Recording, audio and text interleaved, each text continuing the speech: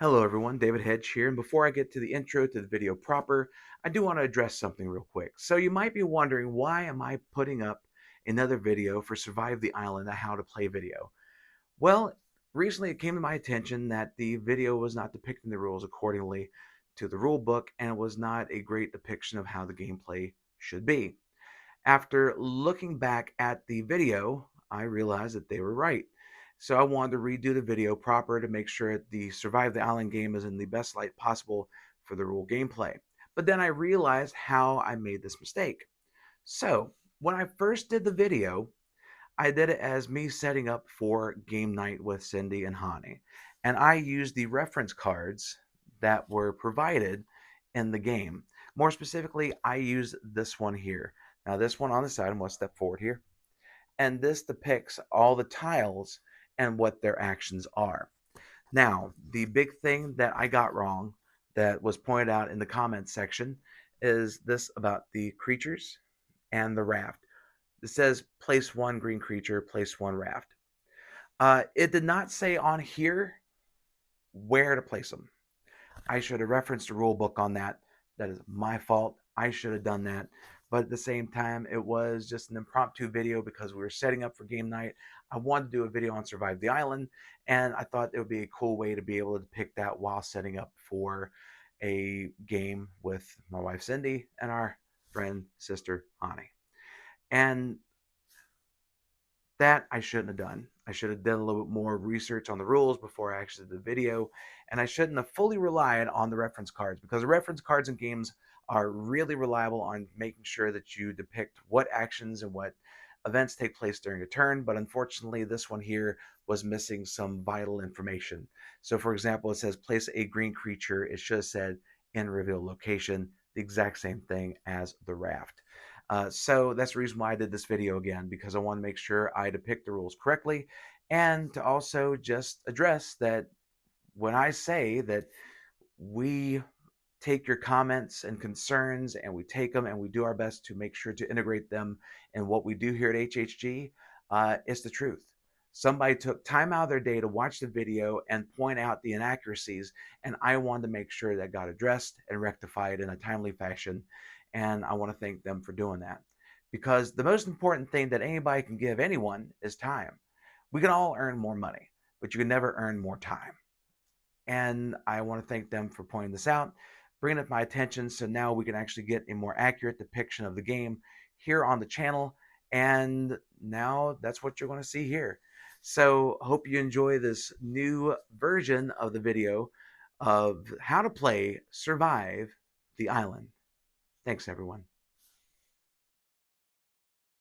How's it going, everybody? David Hedge here, House Hedge Gaming.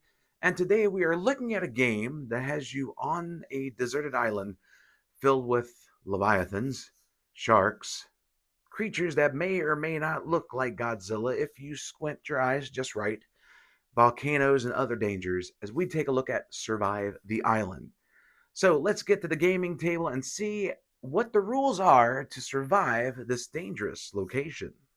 All right, here's how to play Survive the Island. Now, the setup for the game is very simple. Now, you have the player board here, and the player board has these dark outlines to help you take these hexagons and place them on the board in any way you see fit. Just make sure you shuffle them up, because there's all sorts of different things to explore while this island is sinking. Then you take the sea serpents. Yes, there's sea serpents and leviathans in the game. You will take these and place them on the spaces with the sea serpent symbol, which will be in the middle of the island and on each island shore that you are trying to get your adventurers to. Each player will then get 10 of these adventurers, and on the bottoms of these adventurers, you have a number. Now, the number will be able to give you how many points you'll earn at the end of the game. And don't worry, you'll only be able to see these for a short time as far as the numbers go. Each player will also get 2 rafts, and then to finish off, you will have your sharks, your kaiju, and the remaining rafts set aside, as well as each player receiving a reference card. Now, once everything is set up, you can begin gameplay. Each player will take, in clockwise order, one of their meeples here and place it on the island. So let's say for blue, they will choose this one to go here. The orange one will choose to go here, and the purple will choose to go here. Now, be mindful because in the game, once you place your meeples, you are not able to look at them on the bottom until the end of the game when it's time to score the survivors of this treacherous terrain. But once all the meeples have been placed, then you do the same thing for the two rafts each player received, and you place those along the outskirts of the island.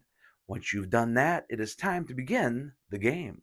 Now, as I mentioned previously, each player will be receiving a reference sheet that not only gives you all the actions you can do on your turn, but it also gives you the movement of the creatures you'll be encountering on this adventure, but also references to the tiles that you'll be encountering. Now, as far as gameplay goes, the first thing you do is your movement. Now, in movement, you can move an adventurer on foot.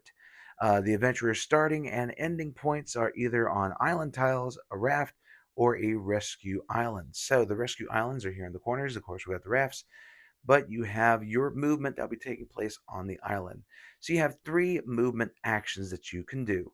So you can either say, for example, the blue player can go 1, 2, 3, or they can divide it up between the different meeples that they have. Now, you can also move your adventurers by swimming. So if they start or end their movement in water, they can only move one space because the waters are very treacherous. So, for example, this one here can only move one, but you could also just jump into the raft here to make it to drier land, or in this case, drier boat, as the case may be. Now you can also move the raft. Move an empty raft or a raft you control to an adjacent water space with no raft. To control a raft, you must have at least as many of your adventurers on board as your opponent. So let's say, for example, we have the orange here, we have a blue here. So this means that the orange and blue players can move this raft because they have majority of survivors on that raft. Now, if, say for example, the blue player was able to get one more person on there, then that means the blue player is the only one that can actually move this raft because they have the majority. Now, if there's nobody on the rafts, anybody can move them back to where they would like them to be in the most opportune space to be able to rescue their survivors. Now, once a player is done moving all the meeples they wish to with the actions that they have, then now it's time to start sinking the island. Now, you take the island pieces by the lowest level of island piece first, or the thinnest one. So, for example, it would be the deserts, then the forests, and then finally the mountains. So, the player will choose one of these to take. Now, on some cases, there'll be helpful items. Other cases, there'll be treacherous ones. So, for example, we have an ore for this one here. Now, with the ore, you are able to move an empty raft or one that you control one or two spaces. Now, this one here, you would keep this in front of you, and during your turn, you would be able to use this to move a raft. Now, let's actually get another one here. So, if you get one that has this here, this is the dreaded kaijus and the sharks that you'll be adding to this island. So when this comes up, you will take the corresponding creature and you will place it into that spot. And then that means starting at the end of the turn, when this dreaded die is rolled, this shark will start moving if its icon is rolled on that die. And we'll go over the other tiles that you'll be able to uncover here in just a little bit. Now, before we get into the game tiles, let's talk about these monsters and what they're going to be able to do while they're in the game. So, when this die is rolled, depending on what side you roll, these monsters will interact. So, for example, if you roll a shark, it can move 1 to 2 spaces, but as soon as it hits a space with a meeple on it, then it stops moving and it just chomps down on that meeple. Chomp, chomp, chomp, chomp, chomp. Gets that taken care of. If you move a kaiju, it can move 1 to 2 spaces. It can be both in the ocean, but also on the island as well. But if you move a kaiju and it's on a space with a raft and characters on it or meeples, then what's going to happen is that raft will be destroyed And then those meeples will be displaced in the different areas where that raft was just destroyed at. Now, if it's just the meeples, then don't worry. The meeples are fine. They'll just get displaced because, well, the kaiju kicks up a lot of waves. Finally, the serpent, if it comes in contact with either a raft or a meeple, then it will take it out, whether it be destroying the raft or munching on a meeple. But that's how these monsters will be interacting throughout. Now, the monsters can all occupy the same space. So you can have the shark and the serpent occupy the same space and vice versa. The only one that cannot is the kaiju. He is so big, you're not going to be able to get one kaiju to be on the same space as a shark or a serpent. But if you have another kaiju that ends up in the same space, then this one will just move along and step to the side and go, here you go, free meal. So that's the monsters. Now let's get into the tiles that'll help you or hinder you on your adventure. Now, there are two types of tiles that you'll be able to use during the game. The green ones will be ones that'll be putting in front of you that you can save for a later time to help you out along your adventure. So, for example, right here you have dive, which means to dive, you move any creature on the board to any empty water space. So this will help you get those serpents or kaijus or sharks to go after somebody else that's on the other side of the board.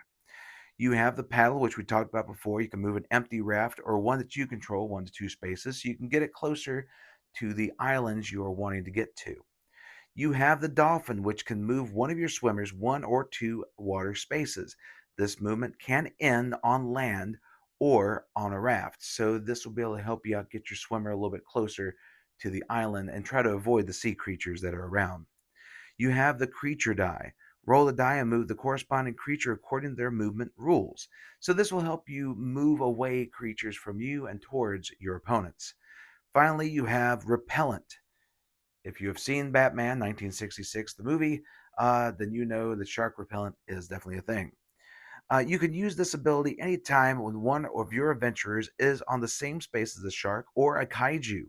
Remove the creature from the board. So this will be able to help keep those away. But don't worry, you still have to deal with the serpents. And trust me, those can be a pain in the backside to try and deal with.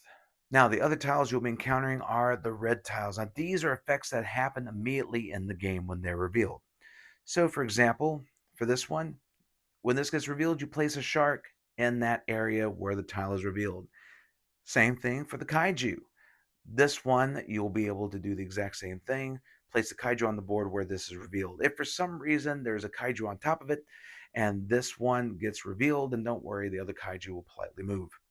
If you reveal the raft, then the raft will be placed where this one is revealed. If you get the whirlpool, remove from the board all the elements occupying this space and all adjacent water spaces. So, any adventurers, creatures, and rafts that are in this space when it's revealed and all surrounding areas, they're not going to last after this whirlpool. And finally, you have the volcano. Remove from the board all the elements occupying the space. This will be left face up on the board because this is what's going to trigger the end game. And let's go over that right now.